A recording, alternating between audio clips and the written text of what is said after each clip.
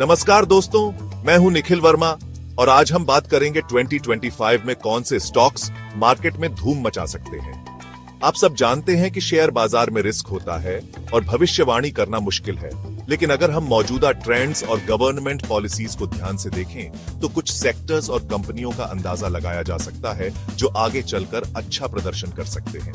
यह video investment सलाह नहीं है, बल्कि सिर्फ एक एजुकेशनल वीडियो है जो आपको कुछ संभावित अच्छे स्टॉक्स और सेक्टर्स के बारे में बताएगा। तो चलिए शुरू करते हैं और देखते हैं कि 2025 में कौन से सेक्टर टॉप पर रहेंगे।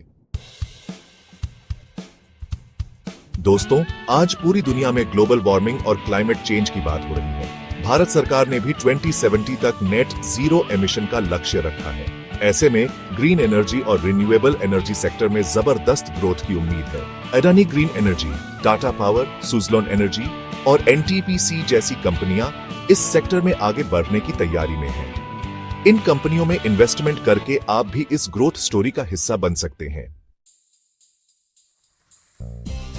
आज के दौर में टेक्नोलॉजी हमारी जिंदगी का अहम हिस्सा बन चुकी है।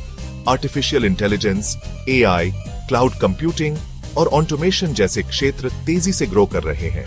Infosys, TCS, HCL technologies, LTI Mindtree और परसिस्टेंट सिस्टम्स जैसी दिग्गज आईटी कंपनियां इस डिजिटल क्रांति का नेतृत्व कर रही हैं।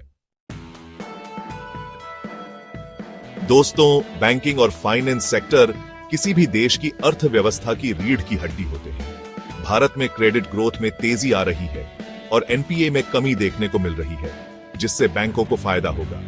HDFC bank, ICICI bank, axis bank, state bank of India, SBI और बजाज फाइनेंस जैसी बैंकिंग कंपनियां इस ग्रोथ स्टोरी का हिस्सा बनने के लिए तैयार हैं।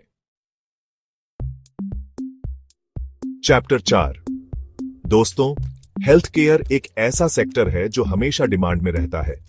बढ़ती आबादी और नए नए रोगों के कारण हेल्थ केयर पर खर्च भी बढ़ रहा है। Sun pharma, doctor Reddy's laboratories, Divi's laboratories और अपोलो हॉस्पिटल जैसी कंपनियां इस सेक्टर में नए इनोवेशन ला रही हैं और ग्रोथ की नई कहानी लिख रही हैं। चैप्टर 5। ऑटोमोबाइल, इलेक्ट्रिक वाहनों का उदय। दोस्तों, ऑटोमोबाइल इंडस्ट्री में एक बड़ा बदलाव आ रहा है। पेट्रोल और डीजल की बढ़ती कीमतों और प्रदूषण की समस्या के कारण लोग अब इलेक्ट्रिक वाहनों यानी ईवी की ओर रुख कर रहे हैं। Tata Motors, Mahindra and Mahindra, hero MotoCorp, Exide industries battery और अमारा राजा बैटरीज जैसी कंपनियां ईवी और सस्टेनेबल मोबिलिटी पर फोकस कर रही हैं। चैप्टर 6। इंफ्रास्ट्रक्चर और रियल एस्टेट विकास की नींव। दोस्तों, भारत सरकार इंफ्रास्ट्रक्चर डेवलपमेंट पर बहुत ध्यान दे रही है। सड़क, पुल, हवाई अड्डे और रेलवे जैसे प्रोजेक्ट्स में भारी निवेश हो रहा है। Larsen and Toubro, L and T, Dalmia Bharat, UltraTech cement, Ambuja cements और आईआरबी इंफ्रास्ट्रक्चर डेवलपर्स जैसी कंपनियां इस सेक्टर में ग्रोथ की संभावनाएं तलाश रही हैं। चैप्टर 7। एफएमसीजी और कंज्यूमर सेक्टर, रोजमर्रा की जरूरतें। दोस्तों, एफएमसीजी और कंज्यूमर गुड्स वो चीजें हैं जिनकी हमें रोजाना जरूरत होती है। जैसे जैसे लोगों की आमदनी बढ़ रही है, वैसे वैसे इन प्रोडक्ट्स की डिमांड भी बढ़ रही है।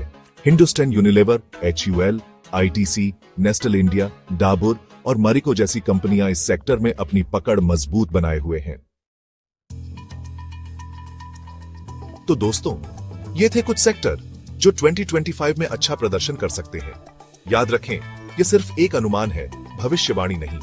इन्वेस्टमेंट करने से पहले अपनी रिसर्च जरूर करें या किसी फाइनेंशियल एडवाइजर से सलाह लें। डाइवर्सिफाइड फंडिंग के लिए आप एक्सचेंज ट्रेडेड फंड्स, ईटीएफ्स और एसआईपी इन म्यूचुअल फंड्स में भी निवेश कर सकते हैं। निफ्टी 50, सेंसेक्स 30 और नास्डाक 100 पर आधारित ईटीएफ्स और लॉन्ग टर्म ग्रोथ वाले म्यूचुअल फंड्स आपके पोर्टफोलियो को डाइवर्सिफाई करने में मदद कर सकते हैं। इन्वेस्टमेंट करते समय कंपनी के फंडामेंटल्स और वैल्यूएशन जरूर चेक करें। सेक्टर रोटेशन को भी मॉनिटर करते रहें, क्योंकि समय के साथ सेक्टर का प्रदर्शन बदल सकता है। लॉन्ग टर्म नजरिया अपनाएं और क्वालिटी स्टॉक्स में इन्वेस्ट करें। सबसे महत्वपूर्ण बात, रिस्क मैनेजमेंट का ध्यान रखें और डाइवर्सिफाइड पोर्टफोलियो बनाएं। अगर आपको किसी खास सेक्टर या कंपनी की अधिक जानकारी चाहिए तो कमेंट में जरूर बताएं। धन्यवाद।